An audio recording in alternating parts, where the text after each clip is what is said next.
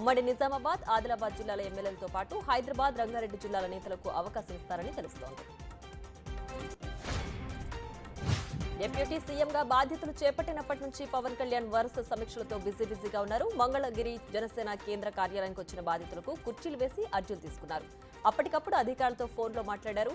మిగిలిన వాటిని వీలైనంత త్వరగా పరిష్కారం చూపుతానని పవన్ హామీ ఇచ్చారు.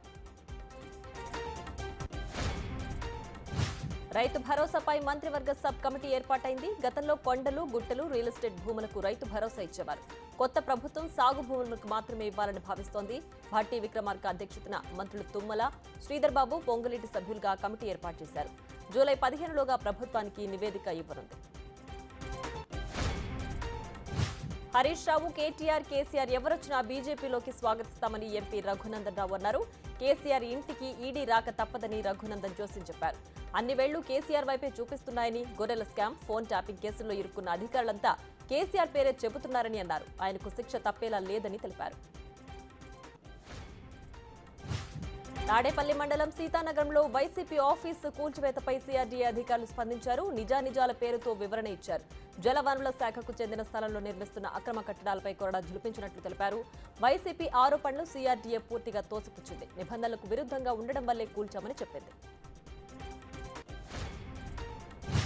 టీటీడీకి సంబంధించిన సోషల్ మీడియాలో వైరల్ అవుతున్న పోస్టులు పూర్తి అవాస్తవమని టీటీడీ క్లారిటీ ఇచ్చింది. 300 రూపాయల ప్రత్యేక ప్రవేశ దర్శనానికి సంబంధించి 50 రూపాయల లడ్డూ ధరలు సవరిస్తున్నట్లు వచ్చిన వార్తలు ఫేక్ అని తెలిపింది. ధరలకు సంబంధించి ఎలాంటి మార్పు లేదని స్పష్టం చేసింది. బాసర జ్ఞాన సరస్వతి దేవస్థానంలో ఆన్లైన్ సర్వీసులు ప్రారంభం కాబోతున్నాయి. ఆన్లైన్ ద్వారా టికెట్లను ఇచ్చేందుకు సిబ్బందికి శిక్షణ ఇస్తున్నట్లు ఆలయ ఈవో విజయరామారావు తెలిపారు. వచ్చే నెల 1వ తేదీ నుంచి లడ్డూ కౌంటర్, అక్షరాభ్యాసం, అర్జిత సేవ టికెట్లు, అద్దె గదుల సేవా టికెట్లు, కంప్యూటర్ టికెట్స్ ద్వారా ప్రారంభిస్తామని చెప్పారు. నీట్ పేపర్ లీకేజ్ అంశంపై కేంద్రం కీలక నిర్ణయం తీసుకుంది. పరీక్షల నిర్వహణలో సంస్కరణల కోసం ఉన్నత స్థాయి కమిటీ వేసింది. ఈ కమిటీలో 7 సభ్యులుంటారు. ఇస్రో మాజీ చీఫ్ కె రాధాకృష్ణన్ అధ్యక్షత వహిస్తారు. ప్రవేశ పరీక్షల నిర్వహణ పారదర్శకంగా, నిష్పక్షపాతంగా ఉండడం కోసం ఈ కమిటీ ఏర్పాటు చేసినట్లు కేంద్ర విద్యాశాఖ తెలిపింది. హరీష్ రావు రాజీనామాకు రెడీ కావాలని కాంగ్రెస్ ఎమ్మెల్సీ జీవన్ రెడ్డి డిమాండ్ చేశారు. చెప్పిన విధంగానే రైతు రుణమాఫీ చేస్తున్నామని అన్నారు. కాంగ్రెస్ రుణమాఫీ చేయదని కూడా పార్లమెంటు ఎన్నికల్లో బీఆర్ఎస్ విష ప్రచారం చేసిందని జీవన్ రెడ్డి విమర్శించారు. కానీ ఇచ్చిన మాటకు కట్టుబడి రైతులకు రుణ భారాన్ని తగ్గిస్తున్నామని చెప్పారు.